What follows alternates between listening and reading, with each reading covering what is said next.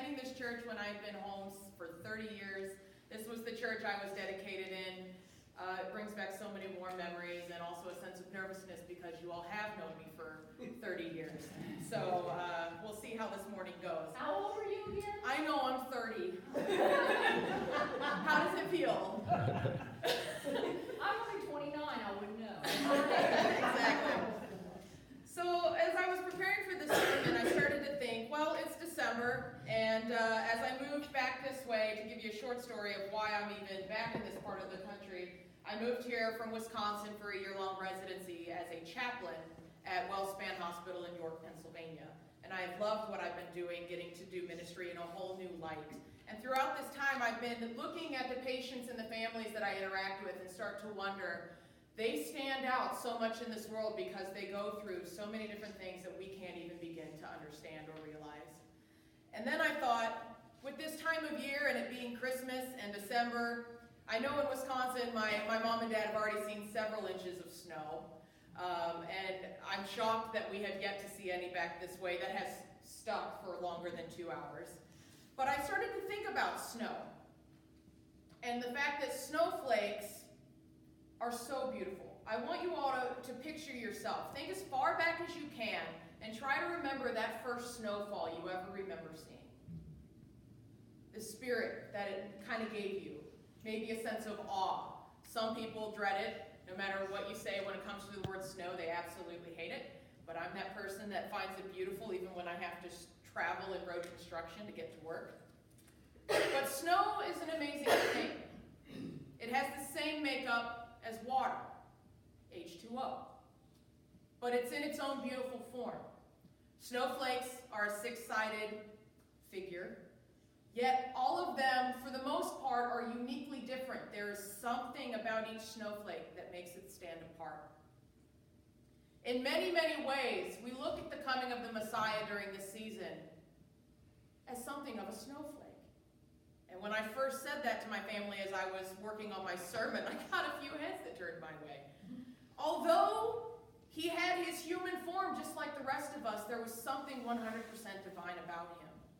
There was something that made him stand out in the world that was filled of this is what is okay and this is what is not okay. And he decided, God sent his son to us to not fit into the world that we thought or that they thought they knew, but to be a new light and something different.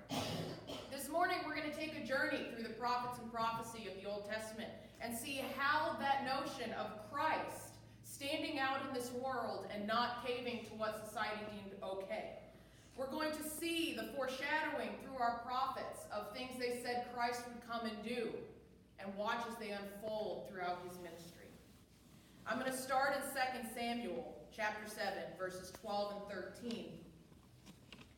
It says, "When your days are over and you rest with your ancestors, I will raise up your offspring to succeed you, your own flesh and blood, and I will establish his kingdom.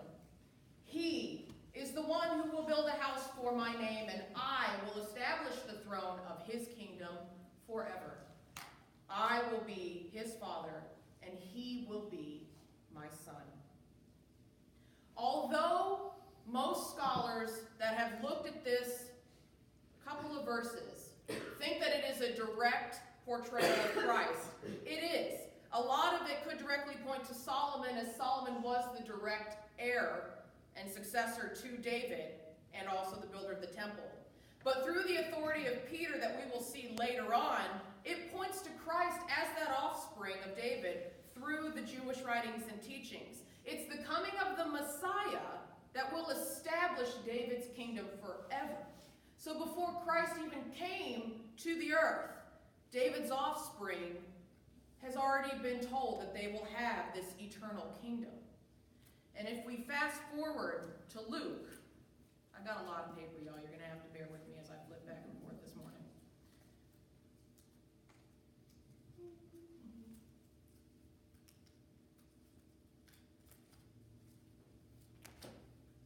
I'm going to look at Luke chapter 1, verses 32 and 33. "You will conceive and give birth to a son, and you are to call him Jesus. He will be great and will be called the Son of the Most High. The Lord God will give him the throne of his father David, and he will reign over Jacob's descendants forever. His kingdom will never end. So in a world where rulers come and go, Christ came to be an eternal king, to sit on an eternal throne in a kingdom that cannot be destroyed. Not only did Christ come to us as this eternal king to develop this eternal kingdom, but he came in a manner in which most thought was very peculiar. The prophets portrayed this coming of the Messiah to be something of a warrior, this Hulk-like being. Yet we find out in Isaiah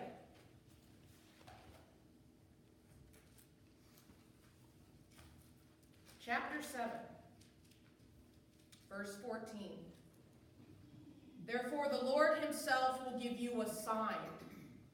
The virgin will conceive and give birth to a son, and will call him Emmanuel. Isaiah, at this point, is addressing King Ahaz of Judah, promising the king that God will destroy his enemies. And as that sign, Isaiah says, a specific Alma, or this young woman, will conceive and bear a son, whose name will be Emmanuel, God with us. So instead of this impressive giant warrior, we hear in Matthew 1, chapter 20, or verse 23, the virgin will conceive and give birth to a son, and they will call him Emmanuel, which means God with us. This mighty warrior that they once pictured would suddenly come to us in the form of a 6-pound, what can only be looked at as a helpless child. Not the image everyone thought or was hoping for. But yet, in a world where they thought a warrior would come, he came to stand out, not fit in. So the Messiah came to us in the form of a tiny infant.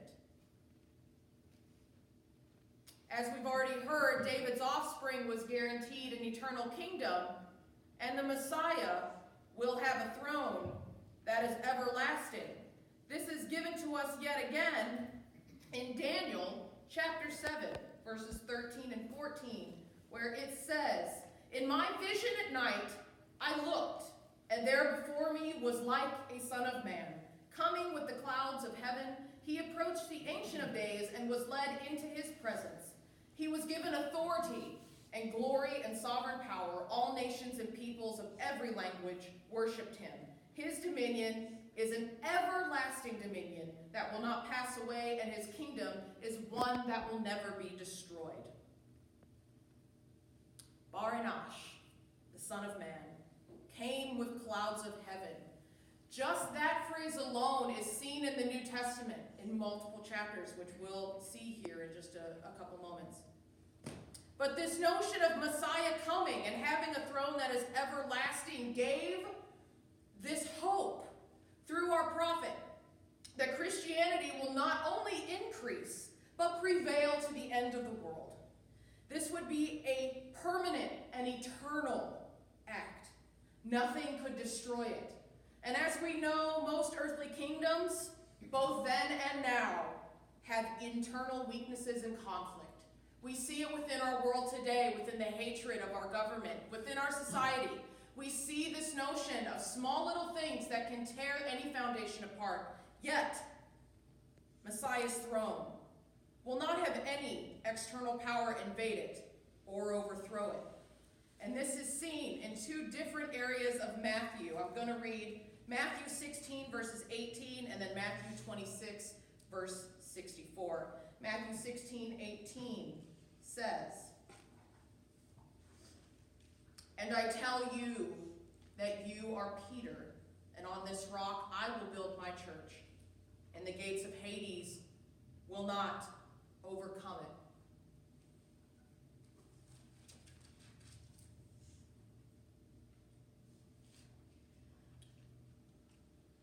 Jesus replied, "But I say to all of you, from now on you will see the Son of Man sitting at the right hand of the Mighty One and coming on the clouds of heaven." This imagery not only goes back to Daniel, our prophet, but is also seen in Psalm and later in Revelation. So now we have heard that the Messiah that was called into this world, that God sent his Son to us, would not only have a kingdom, but an eternal kingdom. Would not come in the way of a warrior, but would come through the womb of a young woman, and shall be named Emmanuel, God with us, and his throne will be everlasting. A lot of teachers, rabbis of the time, taught in the temple, taught directly from the Torah and from ancient writings. Yet, the Messiah that was sent to us was told, especially if we look back into Psalms, Messiah would come to us, this wise teacher, and would teach in a new way, using a story with moral and spiritual application. My people, hear my teaching. Listen to the words of my mouth. I will open my mouth with a parable. I will utter hidden things, things from of old. Things we have heard and known, things our ancestors have told us. We will not hide them from their descendants.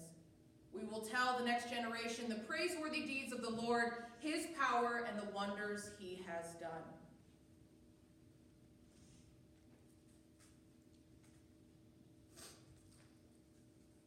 And yet this Messiah, this teacher, this leader, comes into our world not to teach in a way that most knew a teacher would. In Matthew 13, 34 and 35, it says, Jesus spoke all these things to the crowd in parables. He did not say anything to them without using a parable, so as to fulfill what was spoken through the prophet. I will open my mouth in parables. I will utter things hidden since the creation of the world. Isaiah gives us a new perspective, as Christ not only taught in parables, but this amazing teacher, this Messiah, would come to us, teach in a way that was probably more uncommon than what people thought. But unfortunately, instead of heeding the new teaching, Christ's parables would fall on deaf ears.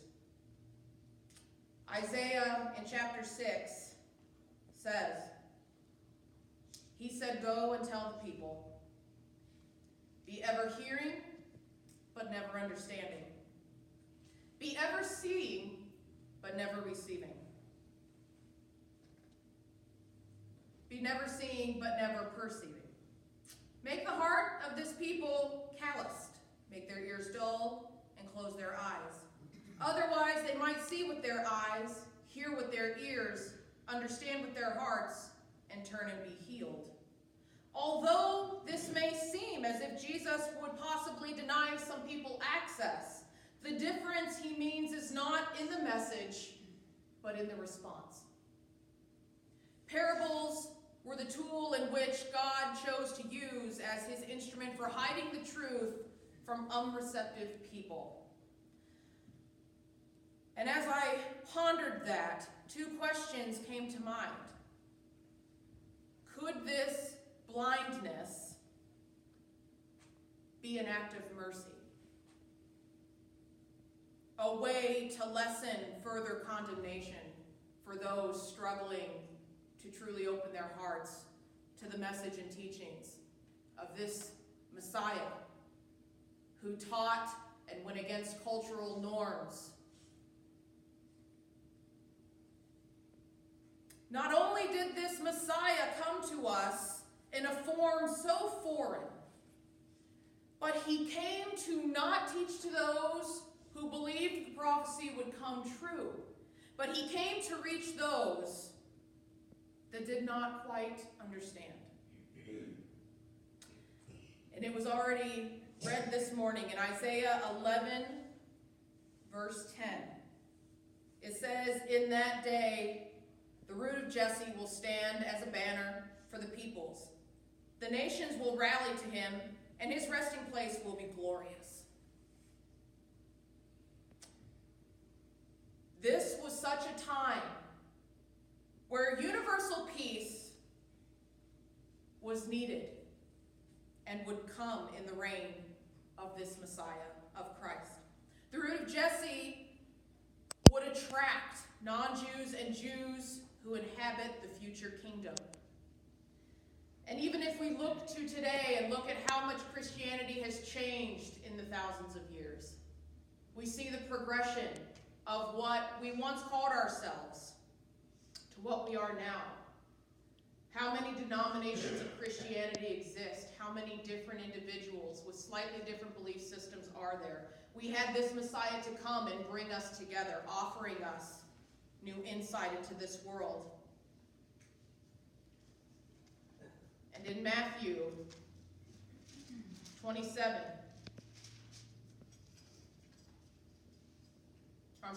15, 21 through 28, we hear, "Leaving that place, Jesus withdrew to the region of Tyre and Sidon. A Canaanite woman from that vicinity came to him, crying out, 'Lord, Son of God, Son of David, have mercy on me.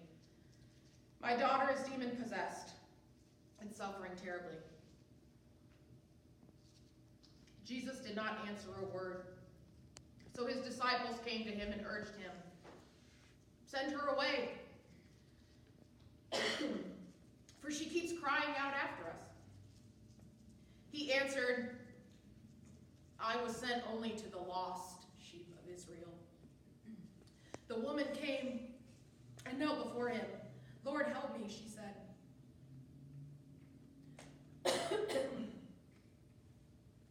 He replied, 'It is not right to take the children's bread and toss it to the dogs.'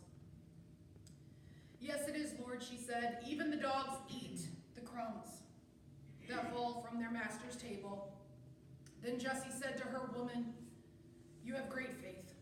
Your request is granted.' This woman, a Canaanite woman, a Gentile, had so much faith in Jesus that she was willing to cry out and beg for help. And Jesus' response, when his own disciples said to turn her away, was to say, 'I was sent only to the lost sheep of Israel.' This Messiah was not called to teach to those that already had a faith in God, but to reach those that did not yet know the gracious love that could be only from the Messiah.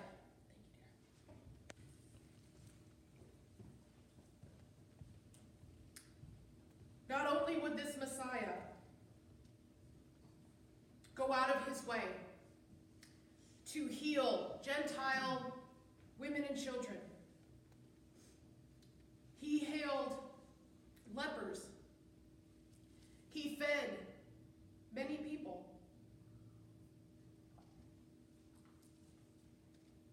And yet, this being, this Messiah, this standout man, was put before his accusers,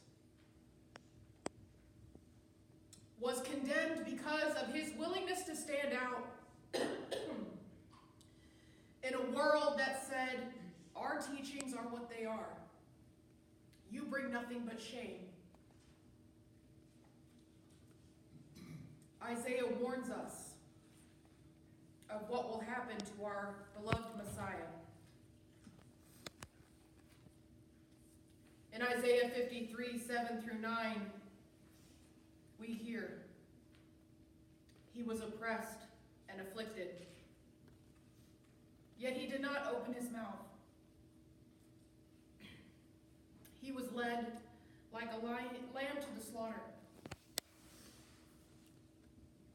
and as a sheep before its shearers is silent, so he did not open his mouth. By oppression and judgment he was taken away, yet who of his generation protested? For he was cut off from the land of the living. For the transgression of my people he was punished. He was assigned a grave with the wicked, and with the rich in his death, though he had done no violence, nor was any deceit in his mouth." This Messiah came to change hearts, to be a light of hope, in a new way to learn, to love and live among each other. Yet his teachings rubbed enough folks the wrong way that they felt their only way to not have to change and to be different and to love and treat people differently was to get rid of this human being. So in Matthew 27, verses 12 and 14, he stands before his accusers.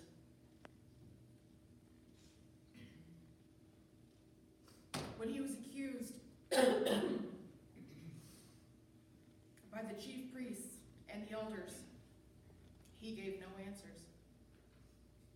Then Pilate asked him, "Don't you hear the testimony they are bringing against you?" But Jesus made no reply, not even to a single charge, to the great amazement of the government. Knowing Christ was sent by God with a mission, Christ knew the end of his life and what it would look like. He knew he was predestined to live a life of servanthood,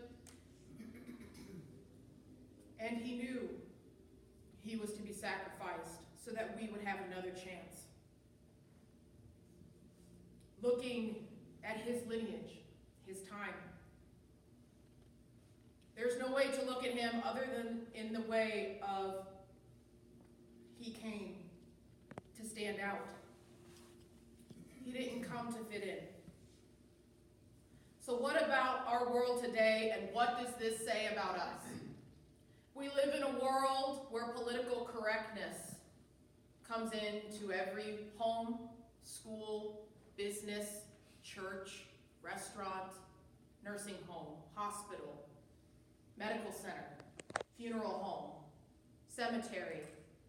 Any place you open a door, there is what is perceived to be right and wrong, common, uncommon. So to continue the life we are called into as followers of Christ, why have we deemed it necessary to say the way the world looks and the way the world wants to run is okay? What part of it in our hearts stopped fighting and stopped willing to stand out in a world of commonality? When is it our turn to appear like a snowflake in the crowd, to use our uniqueness to make a difference? Christ came as David's offspring to have an eternal kingdom, a throne that is everlasting. He was born of a virgin. He was called Emmanuel, God with us. He chose to teach in parables, understanding that his words would fall on deaf ears, potentially as an act of mercy, to allow individuals time to process and to someday in their own time come to him or come to God with new hearts. Jesus came to be the minister to the lost sheep, to draw the Gentiles to him. And then the Messiah sat quiet before his accusers, knowing he did nothing wrong to warrant him to be there, but to be our sacrificial lamb so that we could have the chance to stand out in the world and to keep his ministry going. So I beg the challenge of you this holiday season. Looking back at the year we've had in 2019, how can 2020 be different for you? How can 2020 be your fresh start so you can stand out in the world and be a different light? Maybe a different reflective mirror to show the world what they are doing.